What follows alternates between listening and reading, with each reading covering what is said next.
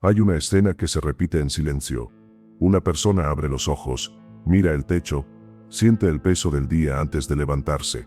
Toma el teléfono como quien toma aire, y en menos de un minuto, ya está perdiendo la batalla sin haber salido de la cama. Nadie la ve, nadie aplaude su derrota, pero ahí empieza todo. No es pereza, no es falta de carácter, es algo peor.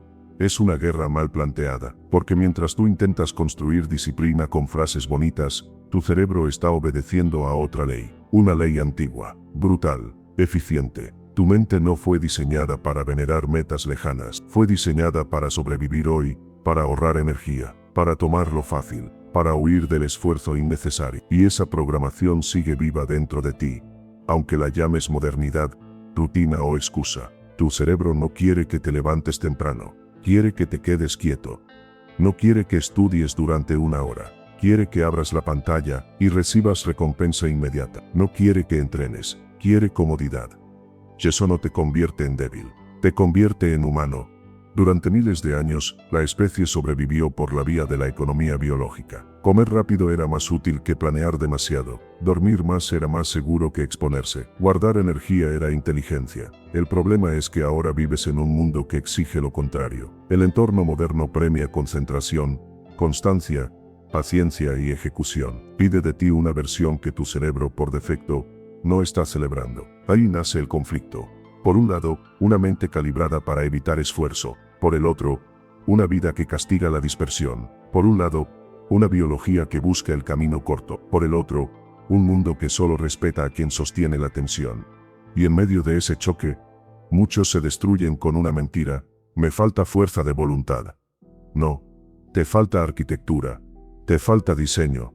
Te falta entender que la disciplina no se conquista a golpes contra ti mismo. Se construye como se construye una fortaleza, controlando entradas, reduciendo fricción, anulando tentaciones y preparando el terreno antes de la batalla. La mayoría intenta vencer su mente con motivación barata. Se levantan un lunes con hambre de cambio, hacen promesas dramáticas, escriben metas, se sienten invencibles, y al tercer día ya han vuelto a la irrelevancia cotidiana. Porque la voluntad, sola, es una llama pequeña. Al principio ilumina, después se agota, y cuando se agota, el cerebro vuelve a su forma original, el mínimo esfuerzo. Ese es el error central. Tú no estás peleando contra una falta de deseo, estás peleando contra millones de años de programación. Por eso los discursos de autoayuda fracasan cuando no cambian el entorno, porque el cerebro no obedece a lo que dices, obedece a lo que tiene delante, obedece a lo visible, a lo inmediato, a lo accesible, a lo que reduce fricción. Si el sofá está a 2 pasos, gana el sofá. Si el teléfono está en tu mano, gana el teléfono. Si el libro está escondido, pierde el libro. Eso no es moral, es ingeniería conductual. Aquí empieza la verdad que separa a los que viven a merced de sus impulsos y a los que dominan su estructura. La disciplina no nace del heroísmo, nace del diseño. La gente que parece más constante no es más fuerte, es más estratégica. No pelea contra el cerebro, lo dirige. No espera sentirse lista, prepara el terreno. No confía en el impulso, construye sistemas. Y cuando entiendes esto, dejas de ver tu vida como una serie de fallos personales y empiezas a verla como un campo de batalla que puede ser reorganizado. Capítulo 1. El enemigo no eres tú. Tu cerebro busca facilidad, porque fue entrenado por la evolución para sobrevivir, no para triunfar en la época de las metas abstractas. Por eso procrastinas, por eso dudas, por eso postergas aquello que sabes que te haría bien. No porque seas incapaz, sino porque tu sistema interno privilegia el alivio inmediato. Por eso cuando intentas estudiar, aparece la tentación de revisar redes. Cuando intentas escribir, aparece la necesidad de hacer algo rápido primero. Cuando intentas entrenar, tu mente negocia. Siempre negocia. Y esa negociación no te hace libre, te vuelve administrado por el momento. La primera victoria no consiste en hacer más, consiste en dejar de insultarte por funcionar como funciona una máquina biológica diseñada para ahorrar energía. El punto de partida real es aceptar el mecanismo, solo entonces puedes intervenirlo. Capítulo 2. La arquitectura del entorno. Si tu entorno te arrastra, tu voluntad será humillada una y otra vez. La habitación desordenada, El escritorio cargado de distracciones, el teléfono al alcance de la mano, las notificaciones activas, la ropa de entrenamiento enterrada, el espacio lleno de ruido visual. Todo eso no es casualidad, es depredación social sobre tu atención. La vida que quieres no se construye cuando ya estás tentado, se construye antes, cuando aún puedes decidir con frialdad. Si quieres leer más, deja el libro abierto sobre la cama. Si quieres dejar de perder tiempo, apaga notificaciones y aleja el teléfono. Si quieres entrenar por la mañana, deja la ropa lista frente a ti como una orden sin discusión. Si quieres estudiar, haz que el material sea lo primero que vean tus ojos. No se trata de fuerza, se trata de proximidad. Lo que está cerca manda. Lo que exige menos esfuerzo gana, y tú debes convertir lo correcto en lo más cercano. La gente llama falta de disciplina a sistemas mal diseñados. Eso es cómodo, también es falso, porque una persona no fracasa solo por floja, fracasa porque la están empujando hacia el mismo patrón una y otra vez. Todo a su alrededor compite contra su intención, y después la culpan por no resistir. Esa es la trampa. Por eso el cambio real no empieza con una promesa, empieza con una reconfiguración del espacio. Cambia el entorno, y cambiarás el peso de cada decisión. Capítulo 3. La cadena invisible. Aquí aparece una herramienta decisiva: enlazar hábitos. La mente ya vive de cadenas invisibles. Te lavas los dientes y luego haces otra cosa. Te sientas en el sofá y luego miras el teléfono. Entras a la cocina y buscas café. No estás decidiendo todo. Estás respondiendo a secuencias. Entonces usa esa mecánica a tu favor. Después de lavarte los dientes, medita 2 minutos. Después de preparar el desayuno, escribe una página. Después de cerrar la puerta, repite tu intención del día. Después de sentarte a estudiar, lee solo una página.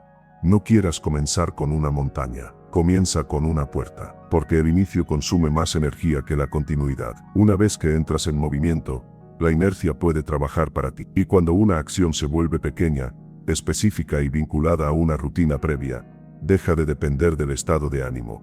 Eso es una ventaja táctica. Eso es dominar el arranque. Eso es vencer antes de discutir contigo mismo. La victoria no llega cuando haces algo enorme. Llega cuando haces lo pequeño sin resistencia.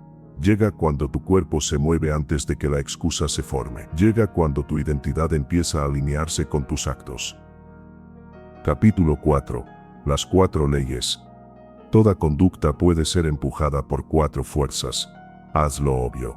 Hazlo atractivo. Hazlo fácil. Hazlo satisfactorio. Si el hábito deseado está oculto, lo olvidas. Si no produce expectativa, lo pospones. Si exige demasiada fricción, lo abandonas. Si no deja una recompensa clara, no se fija. Por eso el estudio fracasa cuando el material está escondido, el escritorio está en caos, y la meta es una hora completa sin estructura. Demasiado peso, demasiada resistencia, demasiada ambigüedad. En cambio, si el libro ya está abierto, si el espacio está limpio, si el objetivo es estudiar 5 minutos, si al terminar marcas el avance en una lista o recibes una pequeña recompensa, el cerebro deja de pelear, ya no siente amenaza, siente dirección. Y eso lo cambia todo, porque la disciplina no es el acto de sufrir más que ayer. La disciplina es hacer que la conducta correcta tenga menos costo que la conducta equivocada. Hay un momento en el que dejas de preguntar, ¿tengo ganas?, y empiezas a preguntar, ¿está diseñado para ocurrir? Esa pregunta separa a los adultos psicológicos de los niños atrapados en su impulso.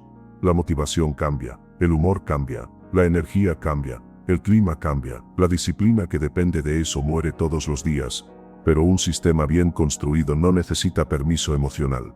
Funciona en días buenos, funciona en días malos. Funciona cuando estás inspirado, funciona cuando estás vacío, y eso es fuerza real.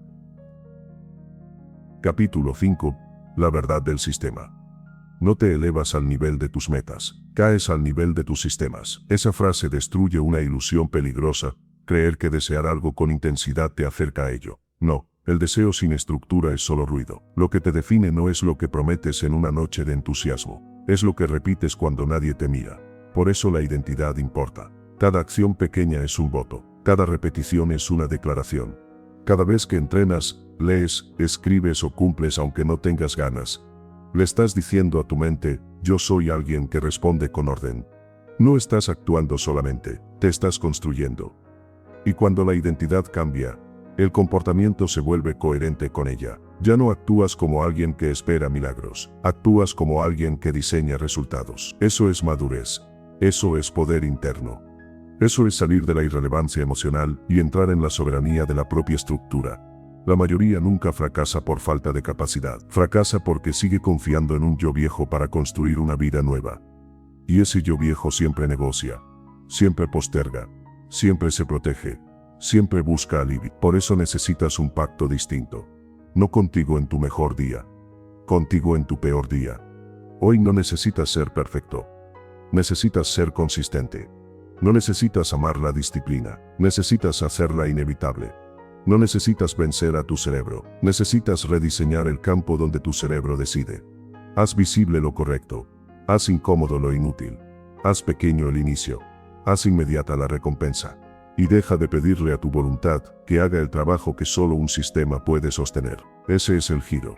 Ese es el control. Ese es el punto en que dejas de vivir como un extra en la historia de otros y empiezas a escribir la tuya. Escribe en los comentarios: yo diseño mi sistema. Solo los que controlan su arquitectura interna dominan el mundo externo.